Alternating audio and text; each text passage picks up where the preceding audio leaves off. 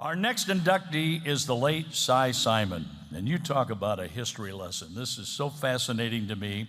The Springfield native took a job at his hometown radio station, KWTO, after graduating from Drury College.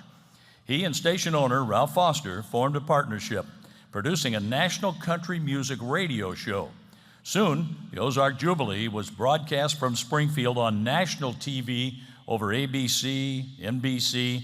Let's learn more as we take a look at this interesting video. Once again, from the heart of the Ozarks, it's Jubilee, USA. And now the Jubilee star, Red Foley! The Jubilee put Springfield, Missouri on the map in 1955. Produced by KY3 and airing on ABC for 5 years. When the red rising comes by, been along. It was the only network broadcast originating live outside of New York, Chicago, or Hollywood. Promotional genius and longtime radio show syndicator Cy Siman helped sell ABC on a hillbilly variety format. Get out of the way, bro, Joe Clark, he's no friend no more. They made several trips to New York, which Cy always said they didn't know anything about us except that it was somewhere south of Times Square. Some vice president's wife would say, my gosh, have you seen that hillbilly thing that comes out of Springfield, Missouri? Isn't that awful? And we'd get a cancellation and head off for New York, take them to the 21 Club, buy them a couple of beers, stick our finger in the dam and plug up the leak and come back and go back to work again. Well, you had your Gunsmoke, you had your soap operas, you had your kiddie shows, you know, in the early days of television. But the Jubilee appealed to all three demographics. That baby, is she a good, kind cow? Well, she's a good, kind cow. If she is, she'll give you the milk. It had a steady viewership. It probably was between 9 and 10 million a week. With a national audience like that, future Country Music Hall of Famers Siman pulled in every week as guest performers to join Red Foley, knew they would be seen by more people in one night than in years of touring. I'm stepping out tonight. And guaranteed financial success. Eddie Arnold. Hey, Pa, get ready to call. Just like Humpty Dumpty, I'm heading for the great big ball. Buck Owens. Who'll give you love that's above and beyond the call of love. Gene Autry. Where you sleep out every night and the only law is right. Back in the saddle again. Tex Ritter. I got a feeling she's out there. And Chet Atkins, who got his big break on Springfield's KWTO radio and first record contract with Cy's help.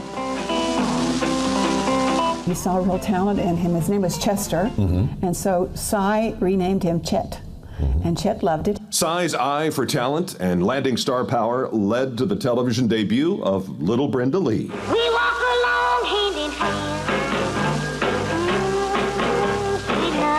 hand. Somehow or other, we hit something, whatever it was, that worked. I don't know what it was. I wish I did, but it lasted a long time. In the Jubilee's heyday, Springfield was as big a country music center as Nashville, where Cy Siman was already well known.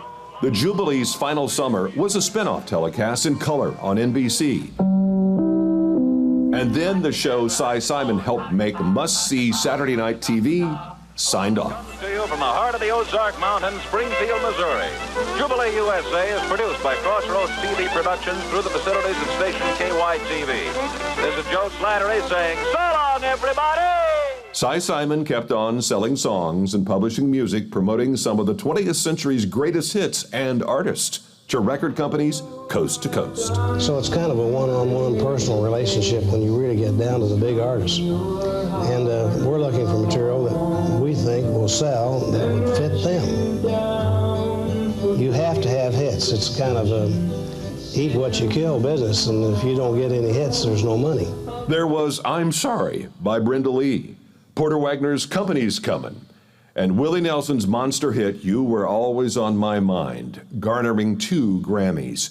Cy Siman, ever the salesman with an ear for success. I've missed a lot of hits, and I'm going to miss a lot more. You just fly them to the seat of your pants and hope that you're right. Please welcome Cy Simon's daughter, Jaynie Chowning, to the stage.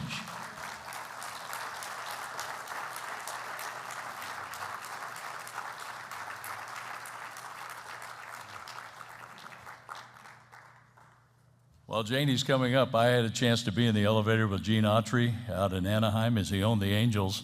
And Gene was with Pat Buttram, Mr. Haney on Green Acres.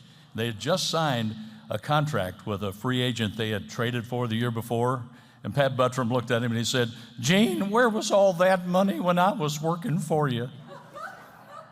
That was kind of fun. Jaynie, congratulations. Thank you so much. I'm so glad to be here. May have to pull this down a little bit. Okay.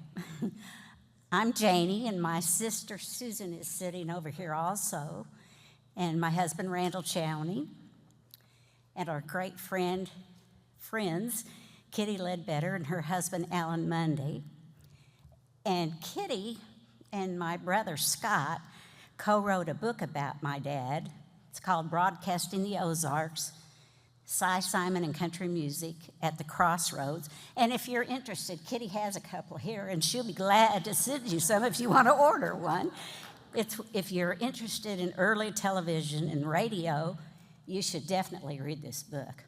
So, when I was in the second grade, the teacher had everybody stand up and say their name and what their dad did for a living. And when it came my turn, I couldn't think of what Daddy's title was, so I stood up and said, "Well, my dad's a bookie." So I thought that was pretty funny. They called him. And when Kitty was writing this book with Scott, she would call me and say, "You know, in this article, it lists Cy as a producer. In this article, it lists Cy as a promoter. In this article, it lists him as a talent scout." What was his real title? And I thought, no wonder a little second grader is confused, if the adults can't figure it out. And I think the reason that was so was because whatever anyone needed that day, that's what Daddy was. He was the producer, he was the promoter, he was the talent scout, he was the talent manager. And he started at the tender age of 10 years old, and he put dry ice in an orange crate that had wheels on it, and he went around town selling popsicles so he could make enough money for he and his dad to go to St. Louis and see the Cardinals play. Well, he did fine until some policemen stopped him and said, "Do you have a permit?" And Daddy said, "Well, what's a permit?" He didn't even know what that was. So he avoided the courthouse from then on and just sold in other places in Springfield. But he was such an entrepreneur from that tender age. When he was in high school, he was booking big bands, Ella Fitzgerald and Tommy Dorsey and all the big name artists, and he wasn't even old enough to sign a contract, but he did successful shows. And he was just one of those people with attitude in life. Well, nobody told me I can't do this, so I'm going to do it. And he did, And I do remember him going to New York sometimes when they would say, "Get the Jubilee off the air." The New York wives up there didn't like that hillbilly stuff, but there was no denying that it was a success. So Daddy'd invite him to the Ozarks and take him fishing and hunting, and they'd renew the contract on the show. So he just, if there was a problem, he tried to solve it. If there was an opportunity, he'd take it. If he could create an opportunity, he created it. So he was just one of those extraordinary people. And he'd have these big meetings, and the first thing he'd do is tell a joke and make everybody loosen up a little bit, and then he'd get on to business. And after that, it was just easy for him, I guess. And his motto in life was, "Think spring, life is short." And he loved his family. And my sweet mother, you were talking about the mother over here. My sweet mother, Rosie, was always there for Daddy and helped him immensely. They were partners in every sense of the word. And one funny story is Daddy called Mother one night and said, "Hey, I'm bringing Smiley," as in Smiley Burnett, "home for supper tonight." And Mother said, "Okay, that's fine, you know." So Smiley walked in the door and sniffed, and he said, "Cornbread and cabbage," or, oh, what is it? I can't remember the name. Corned beef and cabbage. Oh, I love that. That's my favorite. And then Mother found out a little later in the evening that he was a gourmet chef. And she said, "I'm never cooking for him again." So from then on, he'd call with his grocery list, and Mother'd go shopping, and he'd do the cooking when he came to our house. So there was always someone coming to our house, wasn't there, Susan?